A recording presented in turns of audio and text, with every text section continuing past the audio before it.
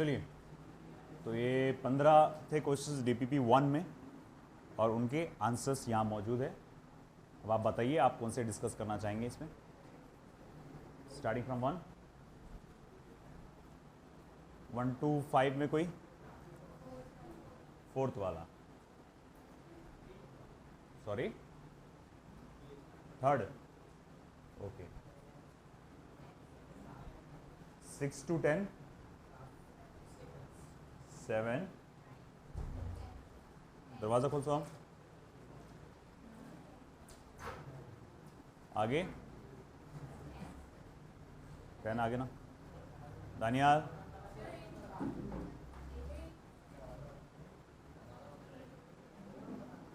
Eleven to 15,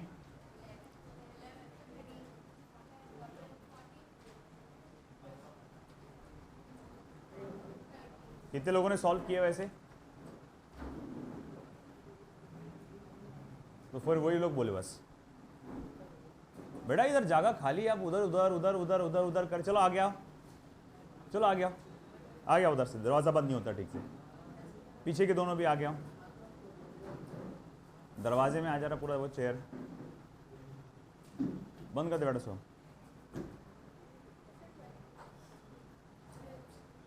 well almost सभी ला ले रहे तुम तो।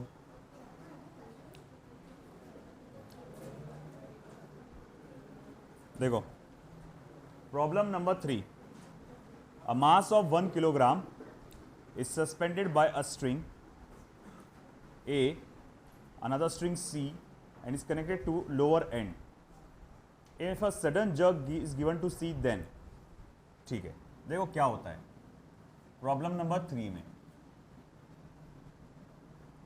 एक स्ट्रिंग है जिसका नाम A करके दिया हुआ है, उसके साथ एक ब्लॉक अटैच्ड है 1 किलोग्राम का, और उस ब्लॉक का नाम B दिया हुआ है। फिर उसके बाद एक और स्ट्रिंग है C का, तो वो कह रहा है कि अगर हम अचानक झटके से उसको खींचते हैं तो क्या होगा। पहला ऑप्शन कहता है the portion AB of the string will break, पहला पोर्शन कहता है कि ये AB वाला पार्ट जो है ये ब्रेक होगा। दूसरा पार्ट कहता है the portion BC of the string will break, ये वाला पार्ट ब्रेक होगा। None of the string will break, कोई भी धागा टूटेगा नहीं। फिर उसके बाद क्या बोलता है the mass will start rotating, भैया वो गोल गोल घूमने लग जाएगा, है ना। तो फैक्ट क्या है बेटा, देखो जब मैं आराम से खींचता हूं, जब मैं क्या कर रहा हूं आराम से खींच रहा हूं, तो ऊपर वाली रस्सी पे ऑलरेडी इसका दबाव, इसका वजन पड़ा हुआ है 1 किलो का, ऑलरेडी उसको उसका वजन संभालना पड़ रहा है।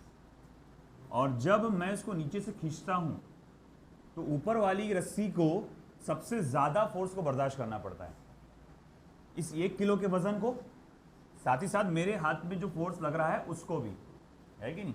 अगर मैं कहूंगा कि चलो ठीक है इस रस्सी का क्या, तो इस रस्सी को फिलहाल जब मैं आराम से खींच रहा हूं सिर्फ मेरे हाथ के फोर्स को बर्दाश्त करना पड़ रहा है। तो अगर मैं बोलूंगा AB और BC के कंपैरिजन में किस पर लोड ज्यादा है, AB पर, अगर आराम से खींच रहे हैं तब की बात बता रहा हूं मैं। तो जब आप आराम से खींचोगे तो ये AB वाला पार्ट जो है वो टूट जाएगा, है ना। और अगर मैंने क्या किया एकदम झटके से खींचा ऐसा, तो इससे पहले कि हमारा फोर्स या इंपल्स, है ना, झटके से जो फोर्स आता है उसको क्या बोलते हैं इंपल्स, इससे पहले कि वो AB तक ट्रांसफर होता है ना, वो यहीं से क्या हो जाएगा टूट जाएगा। तो उसे ट्रांसफर होने से पहले ही वो टूट जाएगा। इंपल्स में क्या होता है, एक शॉर्ट ड्यूरेशन में बहुत ज़्यादा फोर्स आता है, तो वो बहुत ज़्यादा फोर्स आया मगर बहुत ही शॉर्ट ड्यूरेशन में, और इसीलिए धागा यहीं से टूट गया। इसीलिए आपका बी ऑप्शन जिसमें वो कह रहा है कि धागा BC पोर्शन से टूट जाएगा। फोर्थ वाला, if a bullet of mass 5 gram moving with velocity 100 metre per second penetrates the wooden block up to 6 centimetre, ठीक है, the average force imposed by the bullet on the block will be, ठीक है। अरे यार question कहाँ चले गया। तो भैया बुलेट की इनिशियल स्पीड कितनी दी गई है आपको, बुलेट की इनिशियल स्पीड दी गई है 100 मीटर पर सेकेंड, और उसकी फाइनल वेलोसिटी कितनी दी गई है 0 मीटर पर सेकेंड। कितनी तरह अंदर तक पेनिट्रेट करके गया वो 6 सेंटीमीटर ना, जिसको मैं 0.06 मीटर्स कह सकता हूँ। तो वही बोल रहा है वो कितना फोर्स एक्सर्ट करेगा। फोर्स का वैसे तो एक फॉर्मूला होता है मास इनटू एक्सेलरेशन। फोर्स का ये फॉर्मूला है ना, मास इनटू एक्सेलरेशन। मेरे पास बुलेट की इनिशियल स्पीड है, मेरे पास बुलेट की फाइनल स्पीड है, मेरे पास बुलेट का डिस्प्लेसमेंट है, बुलेट का मास भी दिया हुआ है। आई थिंक कितना दिया हुआ है 5 ग्राम बुलेट का मास भी है, और मुझे पता लगाना है कि उस पर कितना फोर्स एक्सर्ट करेगा। तो बहुत आसान है, आपको करना क्या है, सिंपली पहले एक्सेलरेशन पता लगाना है। अब उसके लिए थोड़ा सा तुमको काइनेमेटिकल इक्वेशन का सहारा लेना पड़ेगा। देखो यहाँ पर v आया फाइनल वेलोसिटी, यहाँ u आया इनिशियल वेलोसिटी, ये क्या है बेटा s, ज़रूरत काहे की पड़ रही एक्सेलरेशन की। ऐसा कौन सा फॉर्मूला है जिसमें ये तीनों आते हैं और इससे ये निकल सकता है, ये v square is equals to u square plus twice a s, आया ना, है ना। ये फॉर्मूले से आप क्या निकाल सकते हो a। तो भैया ठीक है, अब हम क्या करेंगे, एक्सेलरेटेड मोशन है या रिटार्डेड मोशन है, तो using v square you square plus twice of A S, 0 का स्क्वायर u का स्क्वायर यानी 10⁻⁴ प्लस 2 टाइम्स ऑफ a कितना बेटा निकालना है हमको, s कितना बेटा 0.06। तो फिर ऐसा हो जाएगा कि भाई ठीक है, ये हो जाएगा आपका a multiply by 2 multiply by 0.06 क्या हो जाएगा 0.12। तो 0.12 multiply by a is equals to minus 10⁻⁴। कौन है रे भाई,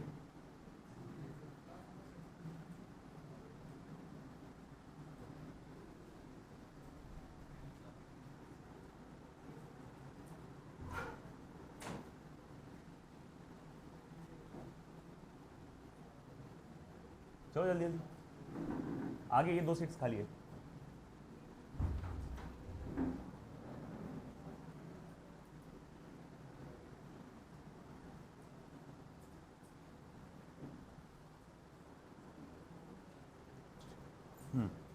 तो हम लोग ने देखा ये हो जाएगा 0.12 माइनस 10⁻⁴ 0.12। अब मेरे पास एक्सेलरेशन आ गया बेटा, मुझे क्या निकालना है फोर्स। तो force is equals to how much, mass into acceleration. F is equals to फिर कितना आएगा, मास कितने का बेटा 5 ग्राम, किलोग्राम में 5 इंटू 10⁻⁻³ माइनस 10⁻⁴ अपॉन 0.12। ओके, अब इसको क्या लिख सकते हैं अपन, 5/12 10⁻⁻1 10⁻⁻², ये माइनस साइन बाहर, ये समझा क्या, -3 और 4 क्या हो जाएगा 1 हो जाएगा। मैंने 0.12 को 12 बना डाला, 0.12 को 12 बना डाला, तो ये क्या बचेगा 10⁻⁻²। अब उसको ऊपर लेके जाओ, f is equals to minus 5 into 10⁻+2 upon 12, या फिर आप बोलेंगे 500/12। जरा देखो तो 500/12 कितना था,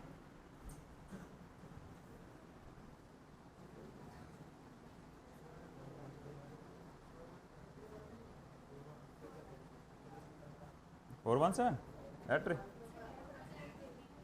क्या चीज, अरे हाँ ये वाला ना, ये रह गया था, सॉरी ये 3 था। 5000 कितना आएगा बेटा ये अप्रॉक्स में बताओ।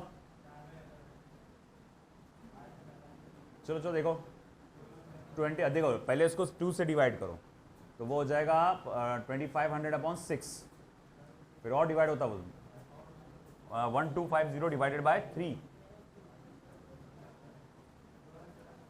417 सही है। ये अप्रॉक्स में आपका आ जाएगा 417 Newton. This will be the answer, है ना। तो देखो बेटा आपको पूछा गया था retarding force,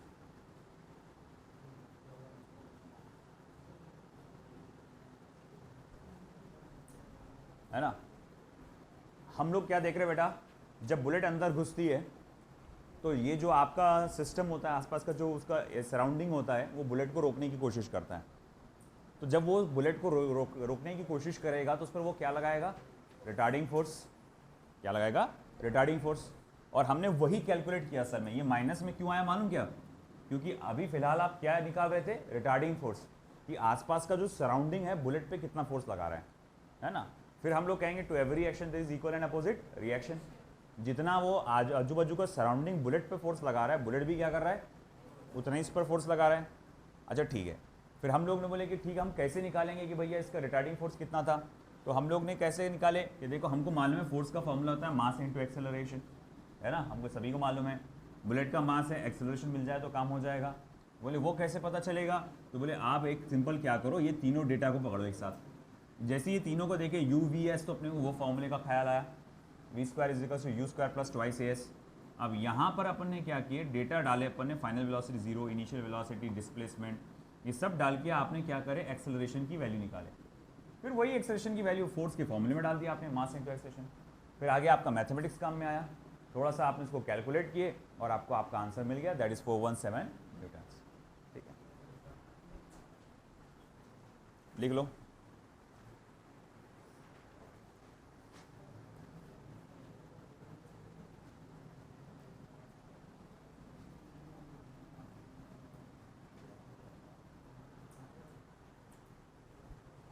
Or body of mass 2 kg moving on a horizontal surface with initial velocity 4 meter per second comes to rest after 2 seconds. If one wants to keep the body moving same surface with velocity of 4 meter per second, the force required. आसान है।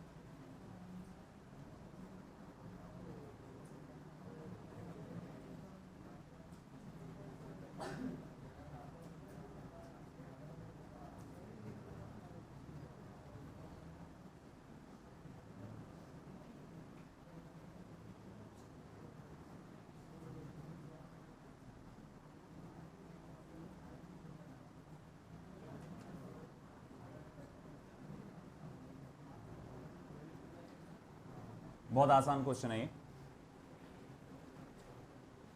एक body है जिसका मास 2 kilo है और शुरू में उसकी स्पीड कितनी थी, 4 मीटर पर सेकेंड, और 2 सेकेंड के बाद वो रुक गया।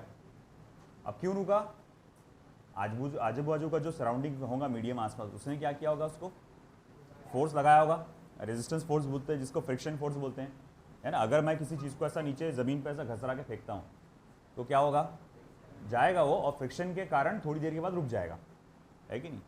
अब मैं आपसे पूछूंगा उसकी स्पीड जो कम हुई थी और आखिरकार वो रुक गया था, किस चीज़ के कारण कम हुआ था, फोर्स ऑफ फ्रिक्शन के कारण, है ना। फोर्स ऑफ फ्रिक्शन क्या कर रहा था, अपोज कर रहा था मेरे मोशन को। मगर मैं चाहता हूँ कि इसकी स्पीड कम ना हो तो क्या करूँगा मैं, अगर मैं ये चाहता हूँ कि इसकी स्पीड कम ना हो तो जितना फोर्स फ्रिक्शन लगा रहा था उसे रोकने के लिए, उतने ही फोर्स से मैं क्या करूँगा, उसको ढकेलूँगा। क्योंकि अगर मेरा फोर्स कम पड़ गया, अगर मेरा फोर्स फ्रिक्शन के फोर्स से कम पड़ गया तो अल्टीमेटली फ्रिक्शन जीत जाएगा, क्योंकि उसका तो फोर्स अभी भी ज़्यादा है, वो कभी ना कभी उसको क्या करेगा, रोक ही देगा। और अगर मेरा फोर्स ज़्यादा आ गया फ्रिक्शन से तो प्रॉब्लम क्या होगी, कि ऑब्जेक्ट की स्पीड बढ़ जाएगी, है कि नहीं। अरे भाई फ्रिक्शन तुम्हारी स्पीड को क्या कर रहा, कम कर रहा, और तुमने ज़्यादा ही जोर से धकेल दिया उसको, तो क्या होगा, और ज़्यादा स्पीड बढ़ जाएगी ऑब्जेक्ट। मैं क्या चाहता, स्पीड बढ़े भी ना घटे भी ना। उसकी शुरुआत में स्पीड कितनी थी, 4 metre per second, 4 metre per second. मैं ये चाहता हूं कि मेरा ऑब्जेक्ट उतनी स्पीड से चलता रहे। तो मतलब जो फोर्स उसको अपोज करने वाला था, जो फोर्स उसको रोकने वाला था, जो फोर्स उसकी स्पीड को कम करने वाला था, जितना फोर्स वो लगाने वाला था उसकी स्पीड को कम करने के लिए, तो मैं उतना ही फोर्स उसको आगे बढ़ाने के लिए लगाऊंगा, है कि नहीं। समझ में आया कि नहीं।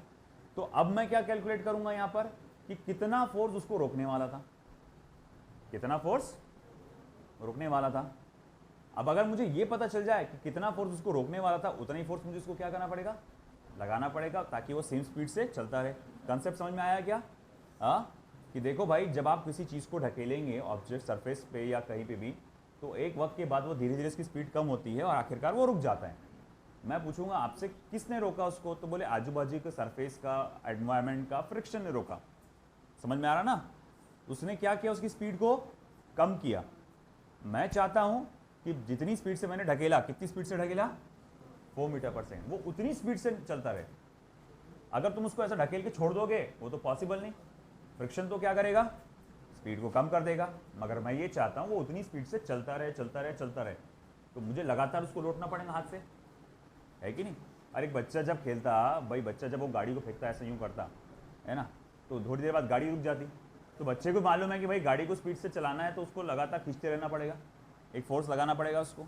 अच्छा, फोर्स कितना लगाना पड़ेगा, पहले तो आपका मकसद क्या है, आप ज़्यादा स्पीड से चलाना चाहते हैं कि कम स्पीड से चलाना चाहते हैं, बोले उतनी स्पीड से, है ना। अगर आप चाहते हैं कि वो उतनी स्पीड से, जितनी स्पीड से आपने फेंके तो उतनी स्पीड से चलता रहे, तो जो फ्रिक्शन जितने फोर्स से आपको अपोज कर रहा, फ्रिक्शन जितने फोर्स से आपको अपोज कर रहा, आपको उतनी फोर्स लगा के उसके मोशन को सपोर्ट करना पड़ेगा। वो अपोज कर रहा ना, मान लो 10 न्यूटन के फोर्स से अपोज कर रहा, तो आपको क्या करना पड़ेगा, 10 न्यूटन का फोर्स लगा के सपोर्ट करना पड़ेगा। वो इधर ढकेल रहा, अपन उसको उधर ढकेलेंगे ताकि उसकी स्पीड क्या रहे, सेम रहे। अब अपने को करना क्या है, वही पता लगाना है कि कितने फोर्स से अपोज करेगा। अब वो कैसे पता चलेगा, तो देखो भाई वेरी सिंपल, जब मैंने इन तीनों को देखा एक साथ तो मुझे याद आया v = u + at, है ना। तो इससे मुझे क्या पता चल जाएगा, एक्सेलरेशन, कि जो ऑब्जेक्ट मूव हो रहा है उसका एक्सेलरेशन कितना होगा। तो 0 = 4 + a टाइम है 2, तो a = आ जाएगा -2 मीटर पर सेकेंड स्क्वायर, है ना। तो मुझे ये पता चल गया कि उसका जो एक्सेलरेशन यानी रिटार्डेशन जो होगा वो कितना होगा, -2 मीटर पर सेकेंड स्क्वायर। अब मुझे पता लगाना है कि फिर उसके ऊपर रेजिस्टेंस फोर्स या फ्रिक्शन फोर्स कितना लगेगा। तो बोले वो मास इंटू एक्सेलरेशन लगाना पड़ेगा आपको फॉर्मूला। तो बोले मास कितना ऑब्जेक्ट का, तो बोले 2 किलोग्राम। उसको क्या करो, -2 मीटर पर सेकेंड स्क्वायर से मल्टीप्लाई करो, तो ये क्या हो जाएगा, -4 kilogram metre per second square या -4 न्यूटन। तो आजू बाजू का फ्रिक्शन फोर्स कितना फोर्स से रोकेगा, -4 न्यूटन के फोर्स से। और अगर मुझे उतनी स्पीड से उसको जारी रखना है तो अप्लाइड फोर्स मेरा कितना होना चाहिए, है ना, negative of force of friction. अब negative of force of friction का मतलब क्या हुआ बेटा, कि इस फोर्स ऑफ फ्रिक्शन के बराबर मगर उसके ऑपोजिट, डायरेक्शन उसका ऑपोजिट होना चाहिए। अब -4 का नेगेटिव क्या आएगा, +4 न्यूटन। आंसर वो आएगा 4 न्यूटन, सेकंड ऑप्शन। समझ में आया बेटा आपको।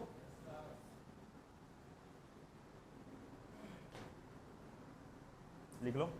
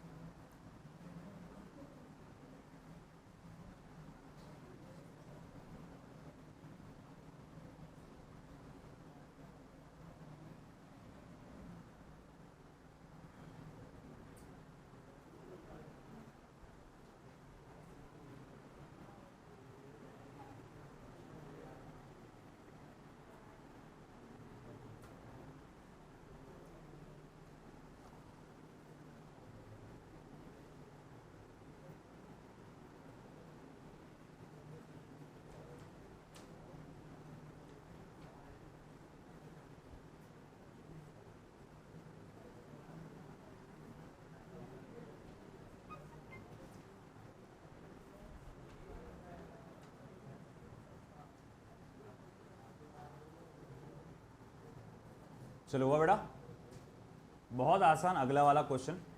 एक बॉडी है जिस पर 5 न्यूटन का फोर्स लगा है, उस बॉडी का वेट जो है 9.8 न्यूटन है। बॉडी का वेट कितना बेटा, 9.8 न्यूटन। तो एक्सेलरेशन किसका होगा। हम लोग अच्छे से जानते हैं कि फोर्स का फॉर्मूला है मास इंटू एक्सेलरेशन। फोर्स का फॉर्मूला क्या है, मास इंटू एक्सेलरेशन। अब अगर मुझे एक्सेलरेशन निकालना है तो उसके लिए फोर्स चाहिए और उसके लिए मास चाहिए। अच्छी बात यह है कि फोर्स है मेरे पास मगर मास नहीं है, तो कोई बात नहीं, मास निकल जाएगा। कैसे, अरे भाई वेट का फॉर्मूला क्या होता है, mg। वेट का फॉर्मूला क्या होता है, mg, है ना। वो कितना दिया हुआ है, 9.8, वेट दिया हुआ है 9.8 न्यूटन, मास m, g की वैल्यू भी कितनी होती है, दोनों को डिवाइड करेंगे तो मास कितना निकलेगा, 1 किलोग्राम।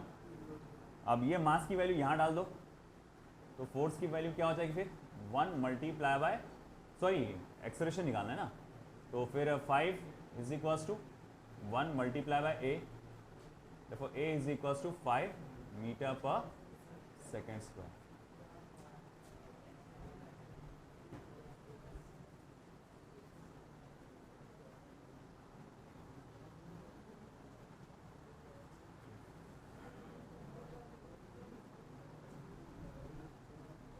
लिखो।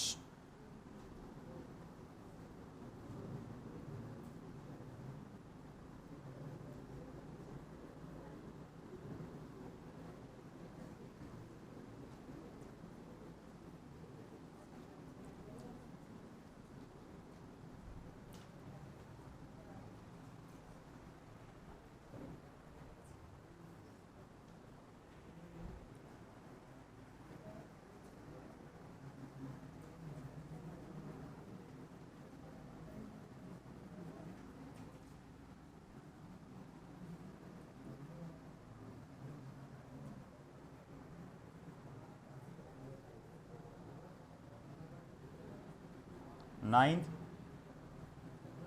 an object with a mass of 10 kilogram, एक ऑब्जेक्ट है जिसका मास दिया हुआ है आपको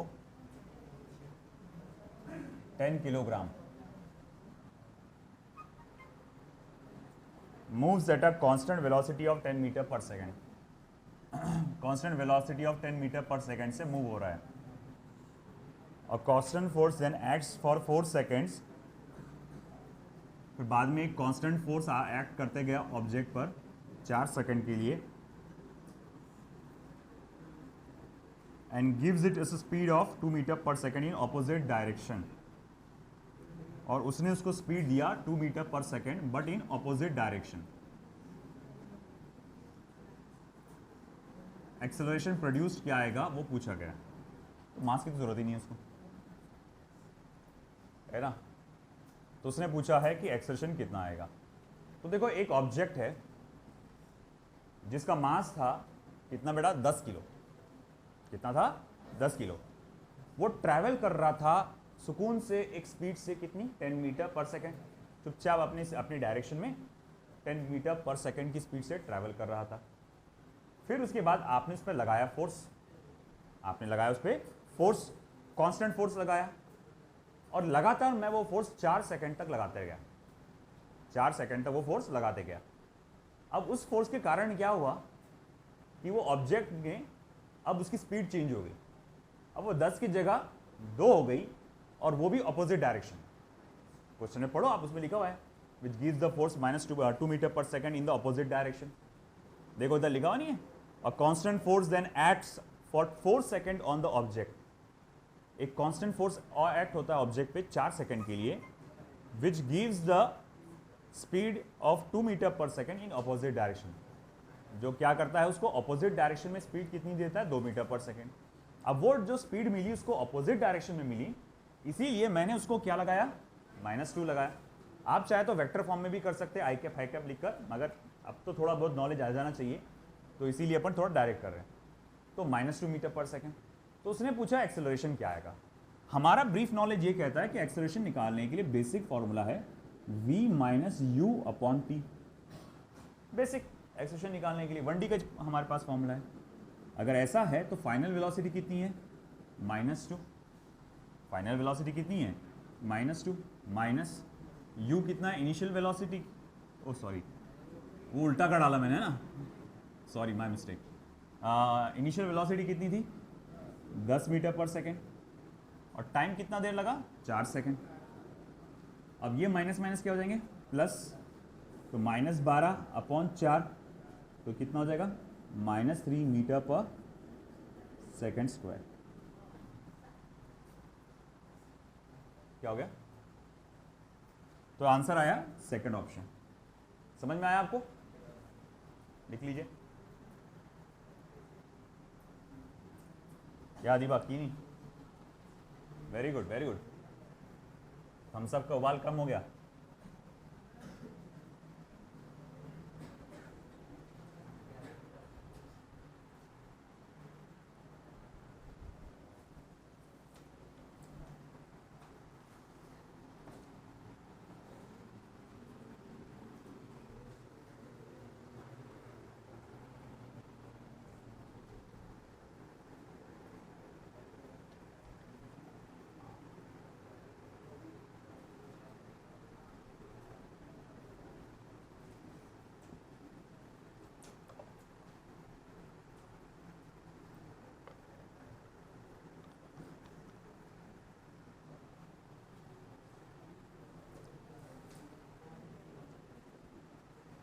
चलो हुआ बेटा।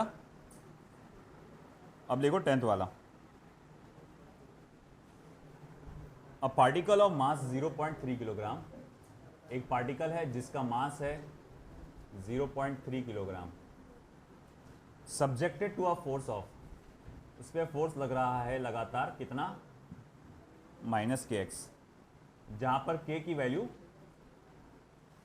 15 न्यूटन पर मीटर है। आपको इनिशियल एक्सेलरेशन पता लगाना है जब उसको रिलीज किया जाएगा 20 centimetre away from the origin. जब उसका डिस्टेंस या x की वैल्यू बोलना चाहिए, कितना रहेगा, 20 सेंटीमीटर फ्रॉम द ओरिजिन। ठीक है, समझ के करो बेटा क्या दिया हुआ है, सब लोग ध्यान दो अच्छे से। एक ऑब्जेक्ट है जिसका मास आपको दिया गया है 0.3 किलोग्राम, है ना। अब उसने ये बताया कि उस ऑब्जेक्ट का जो फोर्स है डिस्टेंस के हिसाब से बदलते रहता है। बोले ये कैसा फोर्स डिस्टेंस के हिसाब से बदलता? स्प्रिंग होता है, रबर बैंड होता है ना। तो उसमें आप ये बात जानते हैं कि एक एंड रबर बैंड का आप अपने साथी के हाथ में पकड़ाते हैं और दूसरे हाथ से उसको खींचो आप। तो जितना ज़्यादा आप उसको खींचेंगे उतना ज़्यादा क्या डेवलप होता, उसमें फोर्स डेवलप हो जाता। मैं हल्का सा खींच के छोड़ूंगा, उसको कुछ भी नहीं लगेगा। तुम ऐसा खींचो ज़बरदस्त, फिर छोड़ो। अगर आपके पास है अभी रबर बैंड तो बाजू वाले के साथ ट्राई कर सकते हो आप अभी भी। तो जब आप उसको ऐसा खींच के ऐसा छोड़ेंगे, क्या होगा, जोर से आएगा वो, है कि नहीं। तो अब खेल क्या है ये, तुम इसमें ये फोर्स कैसा होता है बेटा, डिस्टेंस के हिसाब से बदलता है। तुम जितना ज्यादा खींचोगे उतना ज्यादा उसमें क्या होगा, फोर्स डेवलप होगा। हर एक डिस्टेंस पे अलग अलग फोर्स रहेगा। अब यहां पर क्या बोला कि डिस्टेंस कितना है पार्टिकल का, 20 सेंटीमीटर। डिस्टेंस कितना बताया पार्टिकल का, 20 सेंटीमीटर। तो अब अगर मैं ये जानना चाहता हूं कि भाई बॉडी का एक्सेलरेशन क्या होगा, इनिशियल एक्सेलरेशन क्या होगा, तो मुझे सबसे पहले ये जानना पड़ेगा कि 20 सेंटीमीटर पे उसका फोर्स कितना रहेगा। क्या बेटा, 20 सेंटीमीटर पे उसका फोर्स कितना रहेगा। तो सबसे पहले मैं लिखूंगा force acting on object at x is equal to 20 centimetre. तो इनिशियल फोर्स हम लोग देख रहे हैं जब आपका ऑब्जेक्ट 20 सेंटीमीटर की दूरी पे रहेगा। तो माइनस k कितना है, 15 है, x कितना है, 20 सेंटीमीटर बेटा, 20 इंटू 10⁻⁻²। ठीक है, ये कितना हो जाएगा, 15 मल्टीप्लाई बाय 2 कितना होता है, 30, 300 ये हो जाएगा 3, कितना हो जाएगा बेटा, 3 न्यूटन। चलो मैग्नीट्यूड में ले लेता हूँ उसको मैं, तो ये -3 हटाओ, कितना आ जाएगा, 3 न्यूटन। ये समझ में आया आपको? ठीक है, तो इनिशियल फोर्स आपका कितना रहेगा, 3 न्यूटन। यानी जब आप उसको ऐसे खींच के रखेंगे ऐसा, तो उसके अंदर कितना फोर्स है, 3 न्यूटन। कितने फोर्स से आएगा वो, 3 न्यूटन। अब मुझे मालूम करना है उसका एक्सेलरेशन। देयरफॉर इनिशियल एक्सेलरेशन क्या रहेगा, तो बोले initial force divided by mass, आया ना। अब इनिशियल फोर्स कितना है आपके पास, अभी निकाले अपन ने 3 न्यूटन, और मास कितना बेटा, 0.3। अब 3/0.3 कितना होता है, 10। तो ये हो जाएगा 10 metre per second square. Check करो ऑप्शन, सही है।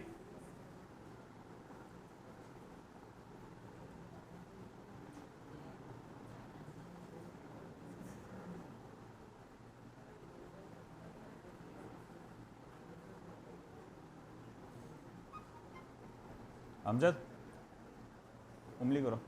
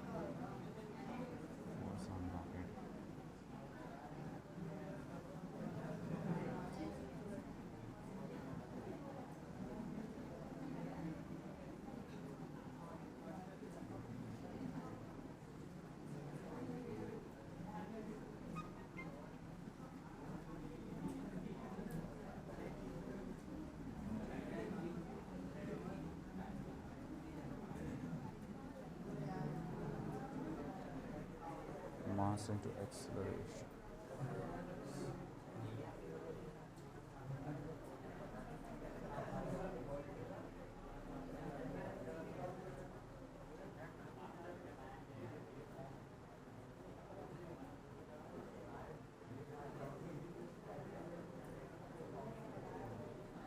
अरे यार, ये क्या आदमी है, इसने क्या छुपा के रखा, पता नहीं, बता ही नहीं रहा पासवर्ड। अरे बोल दो ना भाई, क्या है। ब्लश देख रहे हो बंदे का।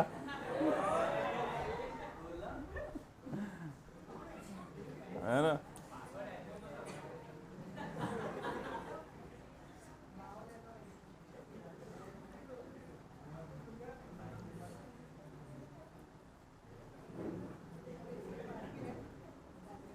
चलो अगला question.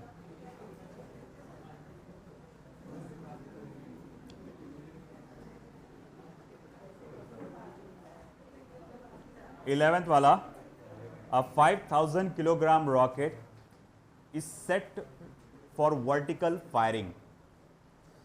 The exhaust speed is 800 metre per second. तो भैया ये जो रॉकेट है उसका मास आपको दिया गया है 5000 किलो। इसका मास कितना दिया गया आपको? 5000 किलो।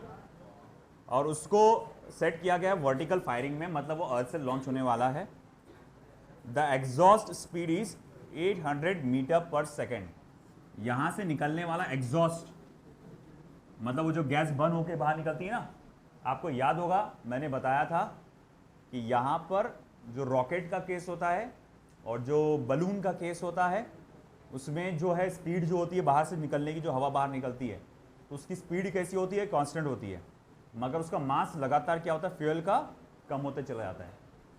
तो भैया मैं कहूँगा ये जो एग्जॉस्ट बाहर निकल रहा है जलकर, मान लो उसके एग्जॉस्ट का स्पीड है u, और वो कितना दिया हुआ था? 800 मीटर पर सेकेंड। क्या दिया हुआ था? 800 metre per second. To give it an upward acceleration of 20 metre per second square, जिसके कारण क्या हुआ? ऊपर की तरफ उसको एक्सेलरेशन मिला, कितने का?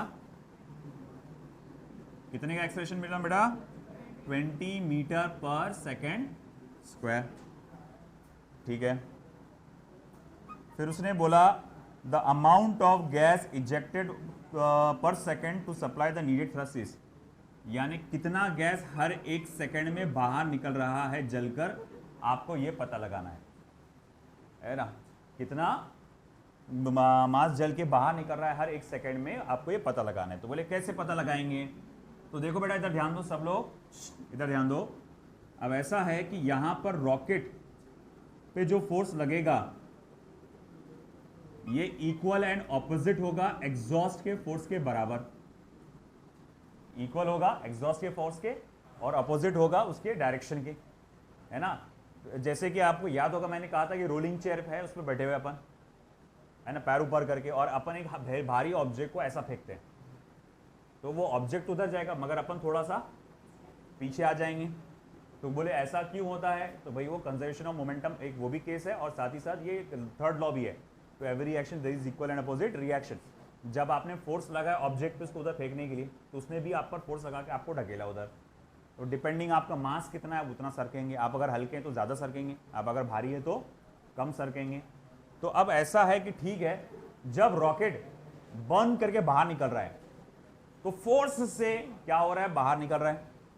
और वो फोर्स से जब उसकी जो कंबशन, जो उसका गैसेस जब फोर्स से बाहर निकलती है तो रॉकेट को ऊपर ढकेलती है कि नहीं? तो भैया मैं बोलूंगा force on rocket is equal to equal and opposite of exhaust gas. अब अगर मैं सिर्फ मैग्नीट्यूड में लेता हूं तो फिर ये माइनस साइन को हटा दूंगा मैं। अगर सिर्फ मैग्नीट्यूड ले रहा हूं तो मैं क्या करूंगा? माइनस साइन को हटा दूंगा। अब ऐसा है कि ठीक है,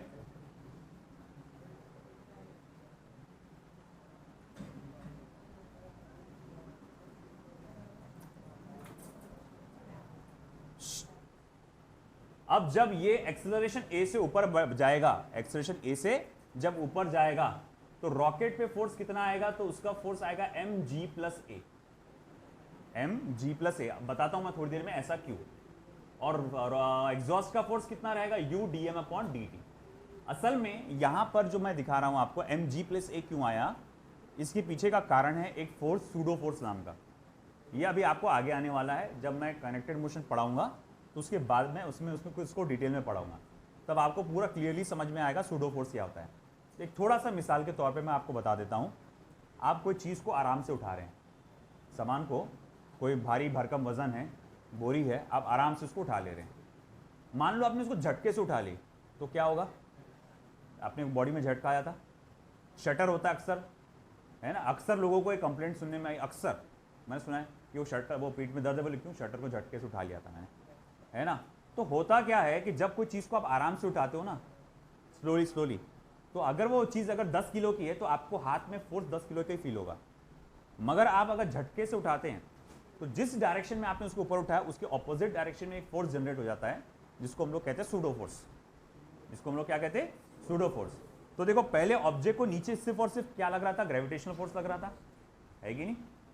पहले ग्रेविटेशनल फोर्स लग रहा है, जैसे कि मान लो कि ये ऑब्जेक्ट है जो भी मैं उठा रहा हूं नीचे से, तो इस ऑब्जेक्ट को नीचे की तरफ कौन सा फोर्स लग रहा है, ग्रेविटेशनल फोर्स। अब मैं अगर उसको ऊपर तेजी झटके से खींचूंगा तो ग्रेविटेशनल फोर्स के अलावा उसको नीचे क्या लगा, सूडो फोर्स। अब इसका फोर्स मुझे ज्यादा फील हो रहा है अपने हाथ पर, क्योंकि ग्रेविटेशनल फोर्स के अलावा उसमें क्या क्या आ गया, सूडो फोर्स।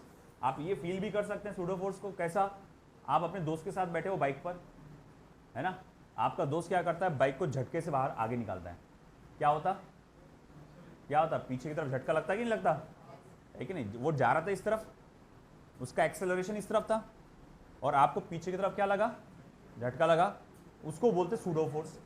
या फिर आप चल रहे अचानक ब्रेक मारे और आपको सामने की तरफ क्या लगा, अगेन सूडो फोर्स। आप अचानक से गाड़ी का टर्न लेते हो तो आप राइट साइड में अपने आप झुकते हो, है ना, वो भी क्या है, सूडो फोर्स है। तो ये जिस डायरेक्शन में एक्सेलरेशन होता है हमेशा उसके ऑपोजिट डायरेक्शन में आता है सूडो फोर्स। तो हमारा रॉकेट कहाँ गया, ऊपर, एक्सेलरेशन ए से, तो उसको सूडो फोर्स किधर लगा, नीचे। अब उस रॉकेट को बताओ नीचे की तरफ कौन कौन से फोर्सेस लगे, एक ग्रेविटेशनल फोर्स और एक सूडो फोर्स, दो फोर्स लगे। ग्रेविटेशनल फोर्स को mg से रिप्रेजेंट करते, सूडो फोर्स को ma से रिप्रेजेंट करते। तो अब बताओ टोटल फोर्स कितना हो गया, mg प्लस ma, और m को कॉमन निकालो तो क्या बचा, g प्लस a। तो फोर्स ऑन रॉकेट कितना हुआ, mg प्लस a, और फोर्स ऑफ एग्जॉस्ट गैस कितना हुआ, u dm अपॉन dt। ये कहां से आया u dm अपॉन dt, याद करो मैंने बताया था अगर वेलोसिटी कांस्टेंट रहे, मास चेंज हो रहा, तब का खेल है। अब अपने पास ये सारी चीजें हैं सिवाय dm बाई dt के, तो mg प्लस a, m कितना है 5000 किलो, g को 10 पकड़ के चलो, एक्सेलरेशन को 20, u को कितना 800, dm बाई dt अपने को कैलकुलेट करना है। तो देखो पहले तो ये 2 0 खा जाएगा ये, तो 50 multiply by 30 dm upon dt upon 8। तो देखो कितना हो रहा है, 50 multiply by 30, 3 5 15, 1500 upon 8 is equals to d m upon d t. जरा बताओ कि 1500 अपॉन 8 कितना होता है, 1500 अपॉन 8,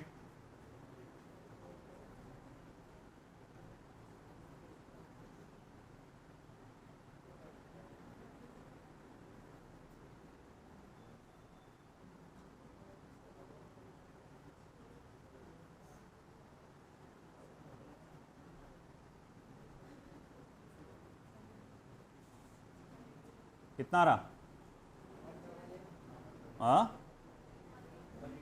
187.5 है ना। तो ये आना चाहिए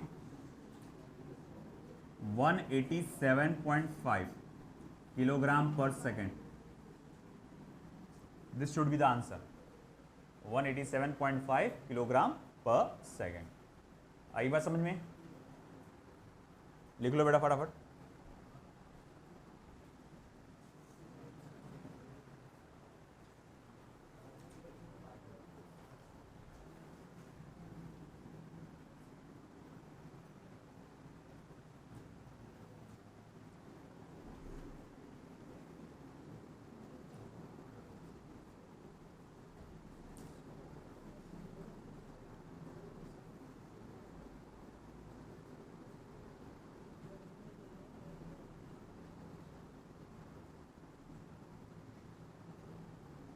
11वां और 14th वाला हटाना पड़ेगा इसमें से, क्योंकि ये मैं जोड़ने वाला था सूडो फोर्स के कंसेप्ट के बाद, अभी नहीं आना चाहिए था ये।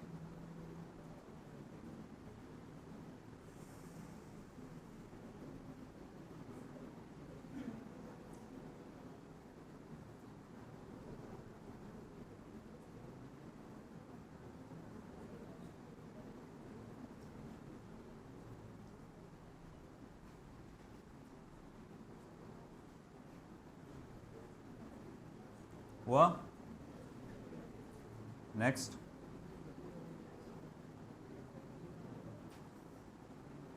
Problem number 12, a ball of mass speed v strikes the normally with a wall and reflected back normally. If it is in time contact is with wall is t, find the force exerted by the ball on the ball. बहुत आसान था यार ये तो।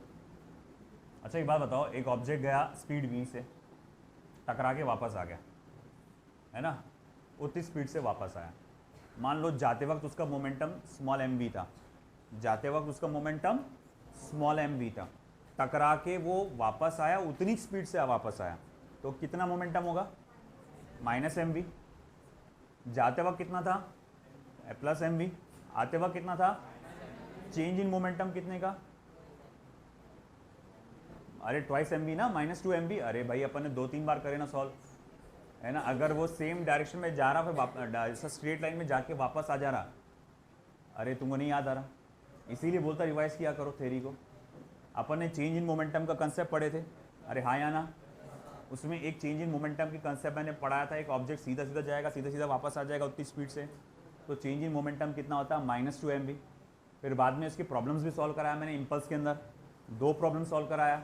एक मैंने कराया था सबसे पहले वाला, दूसरा वाला 2-3, फिर 1-2 प्रॉब्लम के बाद आपको मैं बोला था करके बताओ, फिर भी याद नहीं आया, आया है ना। तो इम्पल्स का फॉर्मूला, तो चेंज इन मोमेंटम क्या होता है? देखो कोई भी चीज़ जब जाके वापस आती है सीधा सीधा, जब कोई भी चीज़ जाके वापस आती है तो चेंज इन मोमेंटम कितना होता है बेटा?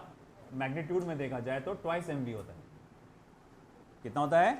ट्वाइस एम वी मोमेंटम से गया था, एम वी मोमेंटम से वापस आ गया, तो चेंज इन मोमेंटम कितने का हो गया? ट्वाइस एम का। अब अपने को फोर्स अगर निकालना है तो क्या होता है formula? Delta p upon delta t, change in momentum upon change in time. अब चेंज इन मोमेंटम कितना दिया हुआ है आपको? Twice m v. और कितनी देर में हुआ ये सब? टी टाइम में। हो गया आगे आंसर, फॉर्मूला था।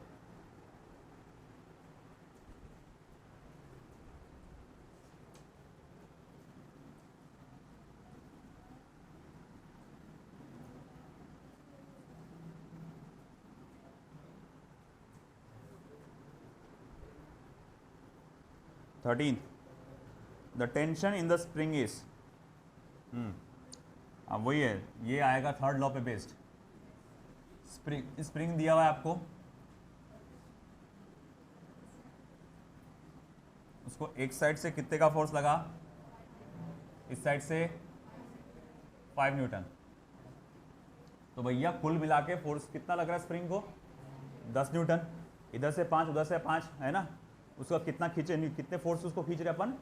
10 न्यूटन के। और उसी वजह से उसके अंदर टेंशन फोर्स भी कितना डेवलप होगा? उसी के बराबर। To every action there is equal opposite reaction. तो आपके स्प्रिंग को आप अप्लाई कर रहे हैं फोर्स कितना? 5, टोटल 10 न्यूटन का। स्प्रिंग को कुल मिला के कितना फोर्स अप्लाई कर रहे हैं? 10 न्यूटन का। तो उसमें जो स्प्रिंग में रीस्टोरिंग फोर्स बोलते हैं, उसके अंदर रीस्टोरिंग फोर्स या टेंशन जो डेवलप होता है वो भी उसके बराबर का ही डेवलप होता है। जितना अप्लाइड फोर्स उतना उसका होता है। तो मैं बोलूँगा भाई देखो, applied tension in the spring is equals to applied force, that is equals to how much? 5 newton plus 5 newton. तो कुल मिला के कितना हो जाएगा आपका? 10 न्यूटन।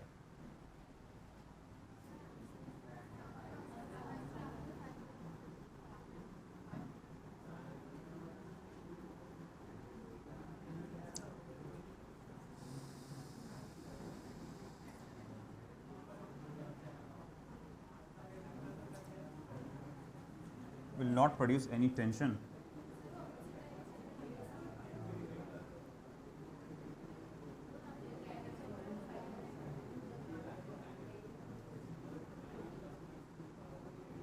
अरे हाँ,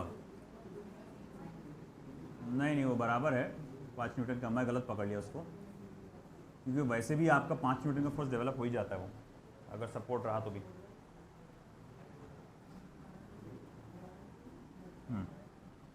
देखो मेरी गलती थी वो।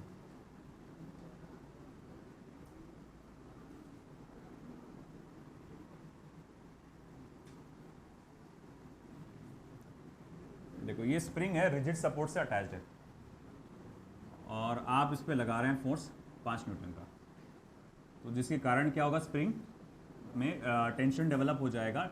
स्प्रिंग इधर खींचेगा अपने आप को कितने फोर्स से, 5 न्यूटन, और ये वाला हिस्सा भी क्या करेगा, अपने आप को खींचेगा कितने फोर्स से, 5 न्यूटन से। स्प्रिंग को फैला रहे ना आप, और स्प्रिंग फिर क्या करता है, अपने आप को कॉन्ट्रैक्ट करने की कोशिश करता है।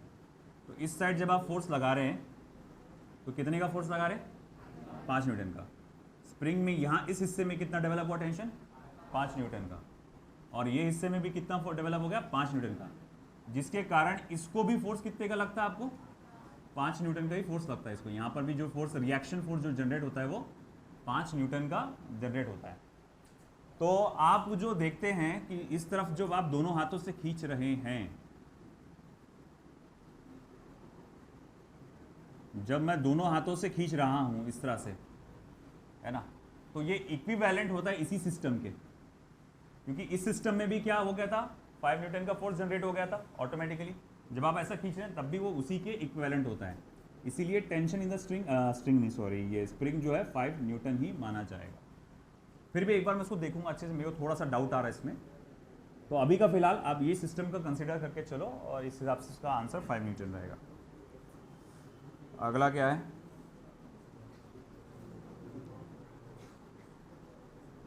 ये तो एरिया वाले हैं। A lift is going up, the total mass of the lift and the passenger is 1500 kilogram.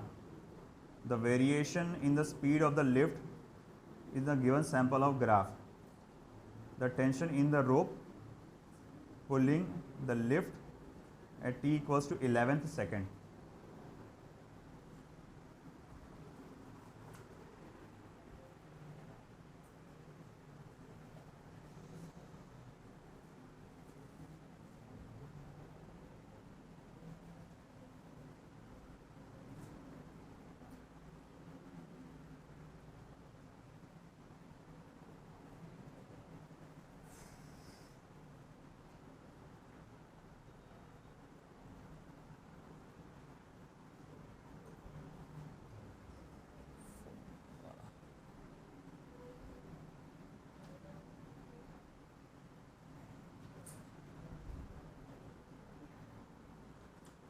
ये है आपका स्पीड मीटर पर सेकंड में, यहाँ है टाइम, 2 सेकंड का टाइम, 10 सेकंड का टाइम, 12 सेकंड का time, 3.6।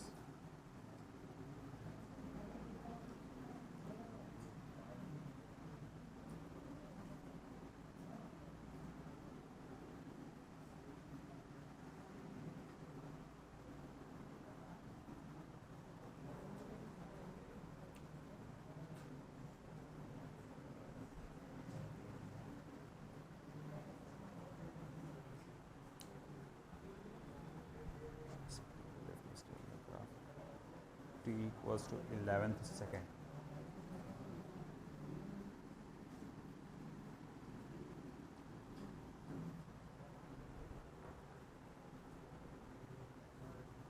The tension in the rope pulling at the going up, the total mass of the passenger is 1500 kilogram। The variation the speed of the lift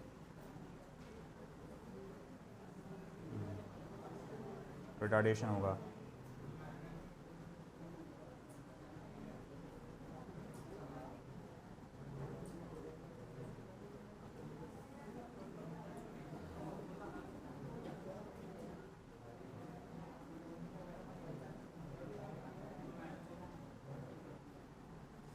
चलिए इधर ध्यान दीजिए,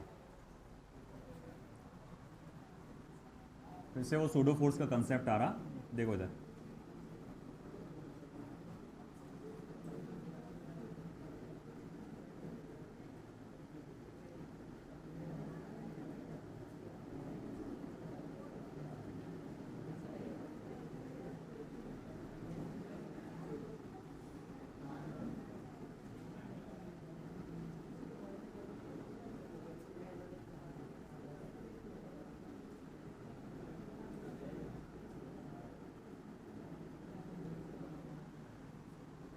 तो भैया ये देखो लिफ्ट है आपकी, है ना, उसमें पैसेंजर भी बैठे हुए हैं, बीच वाला एमआर हाई कर रहा है ना, और तो एक साइड में तू खड़ा हुआ है ना दाने, ये ऐसा ही, लेकिन तो अब देखो बेटा इधर ध्यान दो इधर। तो अब उसमें पैसेंजर्स बैठे हुए हैं, उसमें जो बता रहा है टोटल जो आपका उसने बताया कितना बताया उसने, मास 1500 किलो, टोटल जो मास है 1500 किलोग्राम है। आई थिंक ये लिफ्ट प्लस पैसेंजर्स दोनों का है, लिफ्ट एंड पैसेंजर, हाँ उसी का है। तो total mass of lift and the passenger वो कितना है आपका 1500 किलोग्राम्स, 1500 किलोग्राम्स। ओके भाई मान लिया। अब वो देखो ऊपर जा रहा है, अब ऊपर जाते वक्त उसकी स्पीड में बदलाव कैसे आ रहा है। शुरुआत में इसकी स्पीड बढ़ रही थी, फिर उसकी स्पीड कैसी थी, कांस्टेंट थी, फिर उसकी स्पीड कम हो रही थी। जा रहा किधर, ऊपर, गौर से सुनो, जा रहा किधर, ऊपर। शुरुआत में इसकी स्पीड बढ़ रही थी, बाद में इसकी स्पीड क्या रही, कांस्टेंट थी, फिर बाद में इसकी स्पीड कम होते चलेगी, हाँ या ना, ठीक है ना। अब ऐसा है जिसके कारण मैं क्या बोलूंगा यहाँ पे कि जब ये नीचे की जब आपके 11th सेकंड में गौर करो क्या हो रहा था, तो बोले 11th सेकंड में हमारी स्पीड क्या हो रही, बेटा इधर ध्यान दो ना यार, बातें चालू तुम्हारी। 11th सेकंड में क्या हो रहा, स्पीड कम हो रही।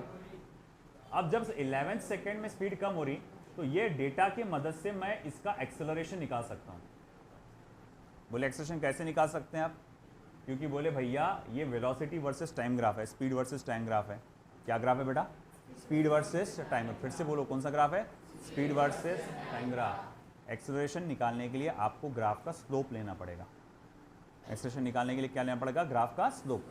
अब ग्राफ का स्लोप कैसे लेंगे, तो बहुत सारे तरीके हैं, जैसे कि भाई y2 minus y1 upon x2 minus x1, या फिर ये मान लो एंगल थीटा है तो opposite side upon adjacent side tan of theta, जो कि कितना हो जाएगा, ऑपोजिट साइड कितना है, तो बोले वो है आपका 3.6 और एडजेसेंट साइड कितने का है, 2 का है। तो a is equals to minus कितना हो जाएगा, 1.8 मीटर पर सेकेंड स्क्वायर। अब यहाँ पर एक्सेलरेशन माइनस में आएगा, क्यों, क्योंकि असल में स्पीड कम हो रही है, और स्पीड कम होना बोले तो क्या होता है, रिटार्डेड मोशन। क्या होता है, रिटार्डेड मोशन। और अब मैं एक बात बता दूं कि यहाँ पर जब आपका एक्सेलरेशन हो रहा है ऊपर की तरफ, है ना, सॉरी एक्सेलरेशन ऊपर, मतलब आपका जो लिफ्ट है ऊपर जा रहा, वो लेफ्ट जो है ऊपर जा रहा, मगर उसका एक्सेलरेशन ऊपर जाते वक्त कैसा है, नेगेटिव है ना। तो अब जो टेंशन इन द स्ट्रिंग रहेगा, मतलब धागे में जो फोर्स लगेगा वो कितना रहेगा, mg माइनस ए रहेगा। वो याद है जब ऊपर खींच रहा था, मैं ऊपर खींच रहा था किसी ऑब्जेक्ट को और एक्सेलरेशन पॉजिटिव था, तो फोर्स कितना आ रहा था, mg प्लस ए, वो सूडो फोर्स के कारण। नहीं समझे, अरे ऑब्जेक्ट को आपने ऐसा खींचे थे ऊपर, झटके से खींचे थे, तो भैया आपको क्या डेवलप हुआ था, सूडो फोर्स। उस वक्त एक्सेलरेशन कैसा था, पॉजिटिव था, तो t इक्वल्स टू कितना आया था, mg प्लस ए। मगर इस बार एक्सेलरेशन कैसा है, निगेटिव है, तो g प्लस ए की जगह क्या आ जाएगा, g माइनस ए। ये कंसेप्ट डिटेल में पढ़ाऊंगा सूडो फोर्स के टॉपिक में, मगर अभी का बस मोटा मोटा क्या आएगा, g माइनस ए। तो ये आ गया mg माइनस ए, ठीक है। अब t निकालने के लिए मास आ गया मेरे पास कितना है, 1500, g कितना है 10, और ये कितना है 1.8। नहीं वो अगर अपन ने वो माइनस साइन वहाँ पर ले चुके हैं ऑलरेडी, है ना, जैसे कि अगर ये माइनस साइन ऑलरेडी डाल चुका हूँ मैं, तो फिर ये उसको ऐसी मैग्नीट्यूड में डालूंगा मैं, है ना। और अगर सपोज करो यहाँ प्लस देता हूँ तो फिर वहाँ से माइनस साइन इधर डालता हूँ मैं। वो याद है काइनेमेटिकल इक्वेशन में बताया था मैंने ये बात।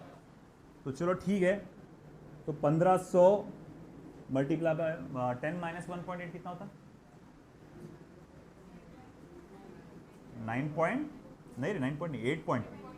8.2। देखो कितना हो रहा,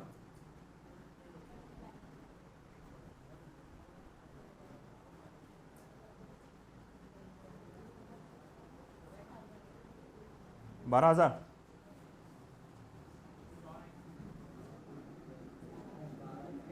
हजार बेटा,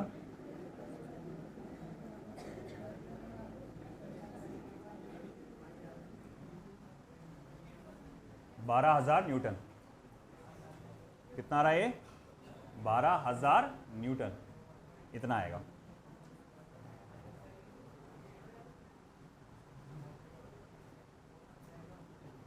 चलिए आखिरी फाइनल,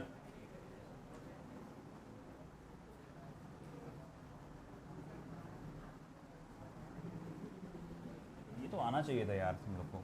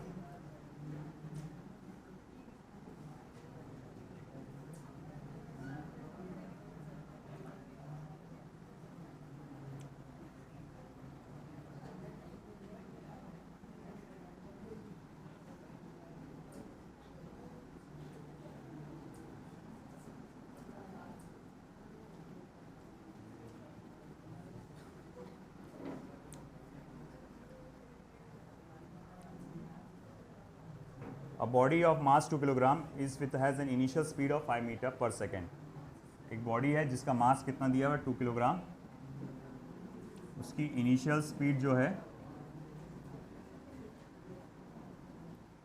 5 मीटर पर सेकेंड है, एक्ट्स इन अ डायरेक्शन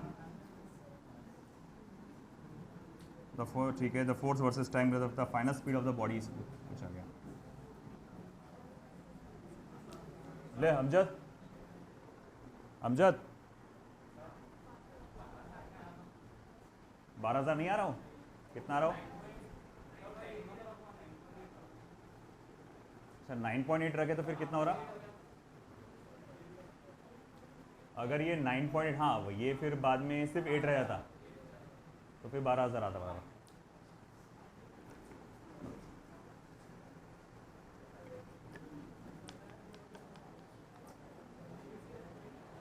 अब देख ये वाला 15th वाला, ये आपको बिल्कुल वो मैंने लास्ट टाइम बताया था, आखिरी वाला प्रॉब्लम जो सॉल्व किया था बिल्कुल वैसे ही है।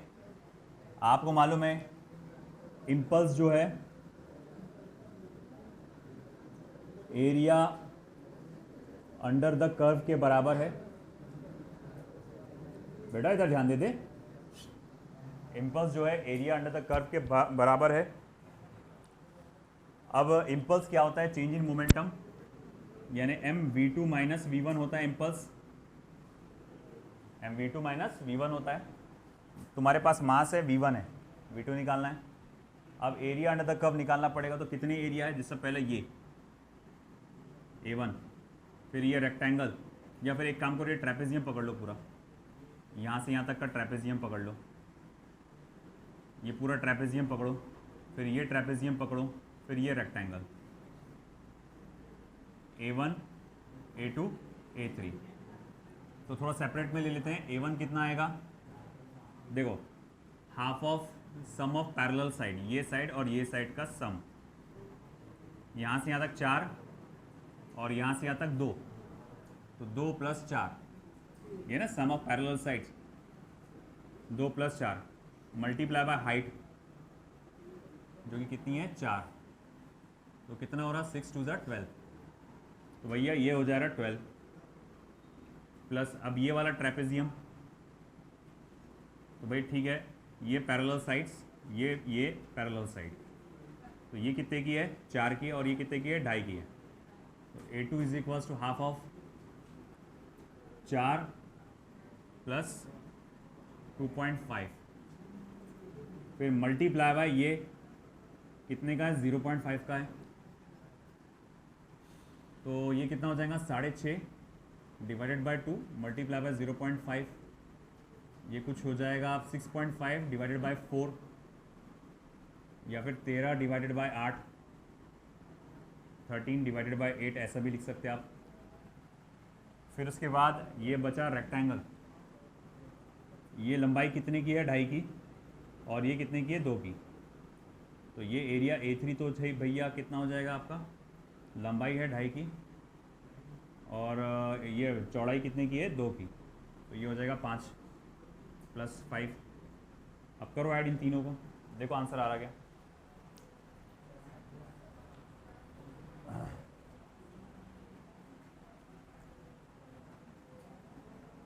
कैसा भी करो आप, ये वैल्यू कैसे भी निकालो, बताओ मुझको आंसर आ रहा है फाइनल।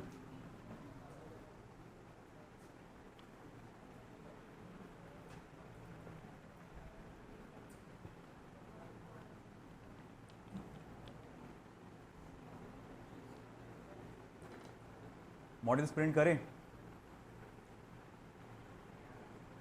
क्या रहा,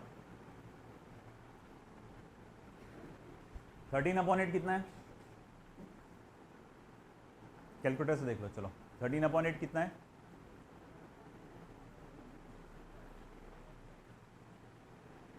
या वहाँ कर लो ना 0.5, हाँ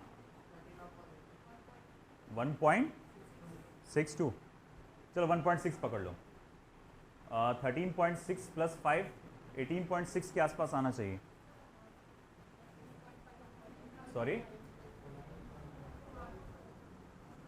यहाँ 4 + 2.5 6.5 और ये वाला 2 नीचे आया। अगर इसको इससे मल्टीप्लाई कर दिए तो आंसर तो आता वैसे ही आता ना, ये कर डालो ना, अब इसको मल्टीप्लाई कर डालो। 18.62 आंसर में क्या है, 14 पॉइंट आ रहा।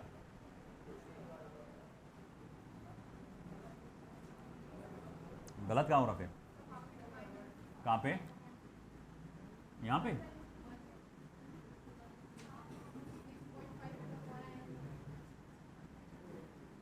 नहीं बेटा, ये 0.5 है ना, 0.5 मतलब क्या होता, 1/2 होता, और 2 2 4।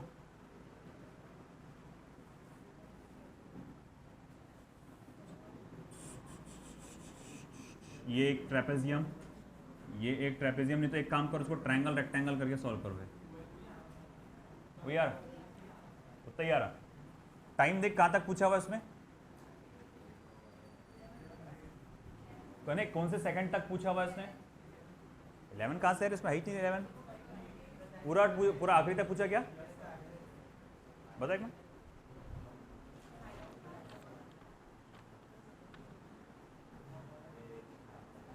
अरे हाँ ना, तो भाई आंसर पूरा आया है क्या, अभी तो ये बाकी है ना।